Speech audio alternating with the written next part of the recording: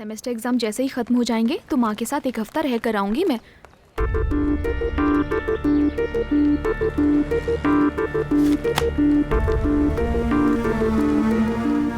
तुम मेरे साथ ऐसा क्यों कर रहे हो? क्या तुम्हें मुझ पर जरा सी भी दया नहीं आती? मेरे मामा जी ने मुझे गलत समझा। इतने सालों से जिस मामी जी ने मुझे माँ की तरह रखा, उन्होंने मुझसे बात तक नहीं की, सिर्फ तुम्हारी वजह से। मैं तुमसे बस यही कहने आया था कि आज के बाद कभी तुम्हारा पीछा नहीं करूंगा। जब मैंने तुम्हें पहली बार बस में देखा तो पूछा कि क्या तुम राधिका हो। अगर उस दिन हाँ कह दिया तो मैं तुम्हें हाय कह के चला जाता। तुमने इनकार किया तो मैं तुम्हारे पीछे आया। तुम्हारा इनकार मुझे इकरार लगा। शायद मुझसे गलती हो गई। बाइक पर घूमना, सिनेमा जाना, गार्डन में जाकर बैठना, इस तरह के प्यार के बारे में मैं भी बिल्कुल नहीं जानता। मैं तुमसे शादी करना चाहता हूँ। आज से ठीक 6 महीने बाद तुमसे बस 2 मिनट के लिए मिलूंगा। अगर तुमने शादी के लिए हाँ कहा तो ठीक है, वरना अपनी किस्मत समझकर चला जाऊंगा। अगर मर्द पर मुसीबत आती है तो उस तक ही रहती है, लेकिन लड़की पर मुसीबत आती है तो पूरा परिवार परेशान हो जाता है। मेरी भी एक बहन है, मैं अच्छी तरह जानता हूं। तुम्हारी परेशानी समझ सकता हूं।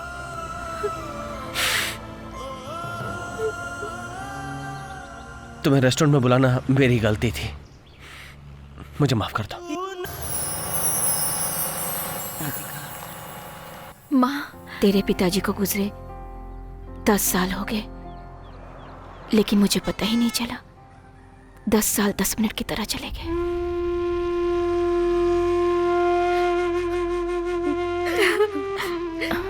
रो मत बेटी, रो मत। क्यों रो रही हो तुम? मेरा बेटा मर गया इसलिए? नहीं बेटा, तू मेरी पोती नहीं, मेरा पोता है। हिम्मत से काम लो, दिल में विश्वास रखो, ऊपर वाला सब अच्छा करेगा। अरे जल्दी कीजिए, अगर ये बस छूट गई तो ऊपर में ही बस मिलेगी। दूसरी जात वालों को क्यों शामिल किया गया? क्या हुआ? मालिक मुझे ही देख रहे हैं। यही वजह है कि तेरी शादी नहीं होती है। माँ जी आप देखिए, आप देखिए, मुझे देखिए।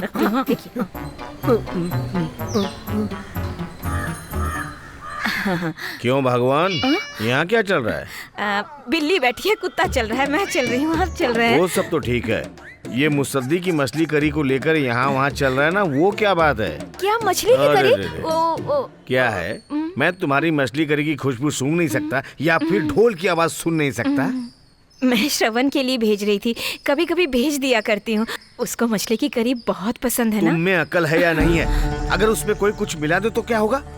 2 मिनट के अंदर तुम्हारी खत्म हो जाएगी कहानी किस्मत की। अरे बाप रे, मैंने तो ऐसा सोचा ही नहीं। खा ले मेरे भाई, खा ले। इतनी गर्मी में इतने परेशान होके तू खाना लाया, पहले तू खा ले।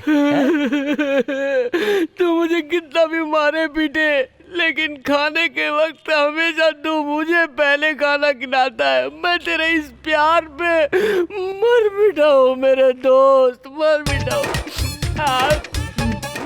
क्यों गणेश, खाना टेस्टी है ना? अबे माँ ने बनाया तो अच्छा ही होगा ना। हाँ हाँ, खा खा। तुझे चक्कर आ रहा है क्या? बिल्कुल नहीं भैया, मुझे लग रहा है तुझे चक्कर आ रहा है। वो किस लिए? सच कहूँ तो मुझे लगा कि हमारे दुश्मनों ने खाने में जहर मिलाया है, इसलिए तुझे पहले खिला दिया, खाने की थोड़ी टेस्टिंग हो जाए, है ना?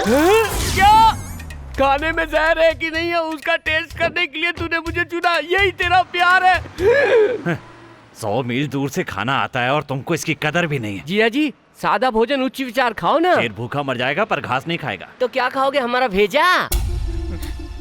मेरी सारी जमा पूंजी इसी जमीन पर लगी थी। हमारा पूरा भरोसा 7 लाख रुपए पर था। इस नोटिस को देख कर लग रहा है जैसे सब कुछ खत्म हो गया। फिक्र मत कीजिए जी, सब ठीक हो जाएगा। अब कुछ नहीं हो सकता, कुछ नहीं हो सकता। क्लास में नहीं आई, यहाँ क्या कर रही है? घर में बहुत टेंशन चल रही है। क्या हुआ? कुछ दिनों पहले मेरे मामा जी ने एयरपोर्ट के पास 2 ग्राउंड जमीन खरीदी थी। अचानक से नोटिस आया है कि एयरपोर्ट को बड़ा करने वाले हैं। पूरा परिवार परेशान है। मेरी तो समझ में नहीं आ रहा कि क्या करूं। ये बताओ राधिका, जमीन किससे ली थी? श्रवण, क्या हुआ जयंती? मैंने तुम्हें ये बात बताई, राधिका को पता नहीं चलना चाहिए। फोन रखो, मैं देख लूंगा। जासूसी कर रहा था गधे। क्या बात है, दरवाजा क्यों बंद कर रहे हो?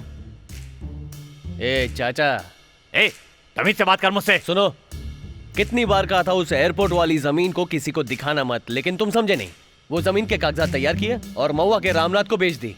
एयरपोर्ट को बढ़ाने का नोटिस मिलते ही वो पूरे परिवार के साथ मरने के लिए रस्सी लेने गया है। तुझे हाय ये लगेगी। अकेले नहीं खरीदी है, 160 लोगों ने मिलकर खरीदी है। उनके बारे में मुझे परवाह नहीं है, रामनाथ के बारे में अगर बताओ। हमारे स्टे को एयरपोर्ट अथॉरिटी वाले नहीं मानेंगे तो हम इसके लिए कोर्ट में जाकर अपील करेंगे। इससे बात करने का कोई फायदा नहीं है। सुन गणेश, हाँ। जल्दी जेसीबी राव को फोन लगा। अभी लगाता हूँ। अच्छा चाचा, पिछले साल गांव में घर बनाया था, खर्चा कितना हुआ था? 20 लाख। लेकिन तुम क्यों पूछ रहे? हाँ, उस 20 लाख के घर को 4000 में फिक्स कर दूंगा। क्या कहा? आधे घंटे जेसीबी के लिए 3000, पेट्रोल के लिए 1000, तोड़ने के लिए कह दूंगा, तोड़ देंगे। सिंपल है। क्या बकवास कर रहा है हेलो, तू? जेसीबी राव साहब हैं क्या? हाँ, उनको जरा बोलिए 6 घंटे के लिए वो चाहिए, लाइन पे बने रहे। मेरा काम कर दो वरना जेसीबी घर में घुस जाएगा। एक नया घर तैयार हुआ है, उस घर को तोड़ना है। नए घर को क्यों तोड़ना है? उसका वास्तु सही नहीं है ना। अच्छा बताओ मुझे क्या करना होगा? वो रोता हुआ परिवार मुस्कुराना चाहिए, वरना डीजल डाल के तैयार है। अरे फोन बंद करना। देखिए सर, आपने 2 साल पहले जमीन को 7 लाख में खरीदा था, मैं जानता हूँ। आज इसकी कीमत भले ही 10 लाख रुपए है, लेकिन मैं आपको 8 लाख रुपए ही दे सकता हूँ। अपने ओरिजिनल डॉक्यूमेंट दीजिए और इस पर साइन कर दीजिए। चलो साइन करवाओ। ये लीजिए। Thanks sir. अगर किसी मंत्री के पास गए होते तो मैं कभी नहीं डरता, लेकिन इन लड़कों के पास किनसे? सेल फोन से इतने बड़े बड़े काम करवा लेते हैं। बोल राधिका। वो जमीन वाली प्रॉब्लम सॉल्व हो गई है। ओनर खुद ही आकर सेटल करके चला गया। किसी ने रेकमेंड किया था। समझ नहीं आ रहा कि खुशी के मारे क्या करूं। एक काम कर, सिद्धिविनायक मंदिर जा, प्रसाद चढ़ा, नारियल चढ़ा, तेरे मन को शांति मिलेगी। ठीक है। आपने सही कहा, एमएलए साहब गलत रास्ते पर जा रहे हैं। नदी से बालू निकालने का कॉन्ट्रैक्ट इसने अपने बेनामी कंपनी के नाम पर ले रखा है। हर दिन 250 गाड़ी का परमिट लेकर 400 से 500 गाड़ी निकाल रहे हैं। सारा बालू दमन से हैदराबाद जा रहा है, वो भी ट्रकों में भरकर। हमने सारे चेक पोस्ट पर पूछताछ कर ली है। तहसीलदार को मैं साथ लाया हूँ। बुलाओ। बताइए सर। साहब नमस्ते। ये सब क्या हो रहा है? राजनेताओं के सामने हम क्या कर सकते हैं सर? एक सरकारी ऑफिसर को ऐसी बातें नहीं करनी चाहिए। हमारे जिले में नदी का पानी बिल्कुल ही नहीं आता, जिसके कारण खेती करना मुश्किल हो गया। अब रह गई बात वहाँ के बालू की। अगर ये लोग बालू निकाल लेंगे तो क्या होगा? पानी कहाँ से आएगा? नदी से बालू निकालना माँ के गर्भ को उजाड़ने के समान होता है। कहाँ है राजकिशोर? बेटा, अभी उससे कुछ भी पूछोगे तो कहेगा वो कुछ नहीं जानता। सब उसके बेनामी कंपनी के नाम पर हो रहा है। थोड़ा धीरज रखेंगे तो उसे रंगे हाथ पकड़ सकते हैं। ठीक है भैया, आपके लिए एक मैसेज आया है। क्या है? P फॉर पॉकेट मार, T फॉर तड़ीपार, C फॉर चोर, G फॉर गुंडा लिखा है। किसने भेजा है? सेकेंड ईयर का अशोक। कहाँ है अशोक? अशोक कहाँ है? निकल बाहर! अरे अशोक कहाँ है? नहीं किया है, बसंत ने किया है। चलो रे, सब लोग यहाँ जल्दी आओ। पूरा कॉलेज वाले इधर आओ। किसी ने मुझे फॉरवर्ड किया था भैया। नहीं पता तेरे को? 30 सबको मार खानी पड़ेगी। मैंने फॉरवर्ड किया था। सबका मोबाइल चेक करे। किसने भेजा? कल कैंटीन में मैंने मंजू को भेजा था और पता नहीं उसने किस किस को फॉरवर्ड कर दिया। वरना सबको क्या किया तुमने? अगर किसी के इनबॉक्स में ये मैसेज मिला तो उसे नंगा करके खड़ा कर दूंगा। बोलो जयंती, ये किसका नंबर है? उस मैसेज को मेरे नंबर पर भेजो। मैं राधिका को फॉरवर्ड करता हूँ, उसे डिलीट मत करना। क्या रे, ये नंबर तेरा है? ये किसका मोबाइल बज रहा है? श्रवण का मैसेज। समझ में नहीं आ रहा। चुप करना। करो। मुझे नहीं पता भाई, मुझे नहीं पता। तक पता नहीं मैं चलेगा, कोई यहाँ से नहीं जाएगा। सर, मैंने कुछ नहीं किया। इसका मोबाइल चेक करो। मंजू भेजी है भाई। तुमको किसने मैसेज भेजा था? हाँ? राधिका। तूने मैसेज भेजा था? वो मैसेज मैंने फॉरवर्ड नहीं किया। मैं नहीं जानती। 9824444612। ये किसका फोन नंबर है? मुझे नहीं पता। किसका नंबर है ये? बॉस, मेरा नंबर है बॉस। वो मैसेज मैंने तैयार किया था। सब लोग अपनी अपनी क्लास में जाओ। जाओ सब लोग क्लास में जाओ। जाओ जाओ जल्दी जाओ। चल। क्या कर रहे हैं आप?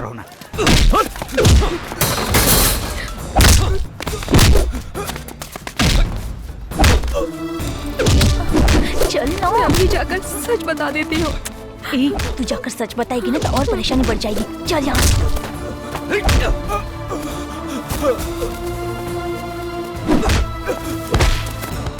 पीटर जाने दो इसे।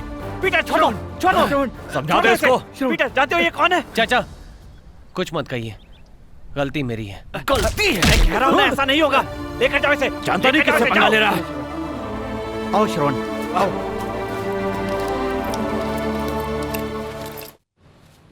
क्यों भैया, उसने तुझे मारा और तू उसे छोड़ देगा?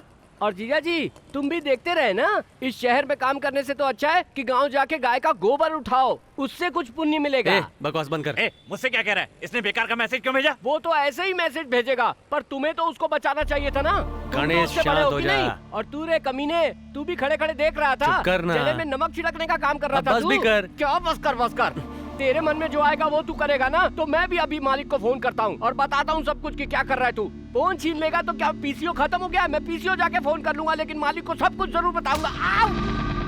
मैं इसलिए शांत बैठा हूँ कि बात बढ़ेगी तो उस लड़की को कुछ हो ना जाए। तू चिल्लाए जा रहा है, मार डालूंगा। मार डालना है तो मार डाल, लेकिन मैं भी इस शहर को छोड़ के जाने से पहले उसे तेरे पैरों में नहीं गिराया ना, तो मेरा नाम बदल देना तू। ये सब क्या है सर?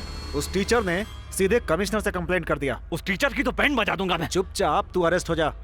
1 हफ्ते बाद ये फाइल इस टेबल से वहाँ चली जाएगी और तुझे बेल मिल जाएगी, नहीं तो कमिश्नर तेरे पीछे पड़ जाएगा, समझा क्या? ठीक है, मुझे अरेस्ट कर लीजिए। मुझे बहुत दुख हो रहा है जयंती, 1 हफ्ते से सो नहीं पा रही हूँ। मेरी गलती की सजा उसे मिली, इस बात से बहुत दुख हो रहा है। पता है मैंने 4 बार सॉरी मैसेज भेजा, लेकिन कोई जवाब नहीं आया। मुझे लगता है कि मुझे खुद उसके पास जाकर माफी मांग लेनी चाहिए। अच्छा, जब सॉरी कहने जाओगी तो थैंक्स भी कह देना। थैंक्स किस लिए? उस दिन जमीन के मालिक ने जो पैसे दिए थे, उसके लिए रेकमेंड करने वाला और कोई नहीं, श्रवण ही था। उसी ने अपने मालिक से बात करके तुम्हारे पैसे लौटाने का इंतजाम किया।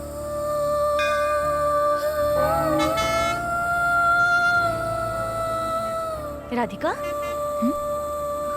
पता नहीं इसका ध्यान कहाँ पर है। क्या सोच रही हो?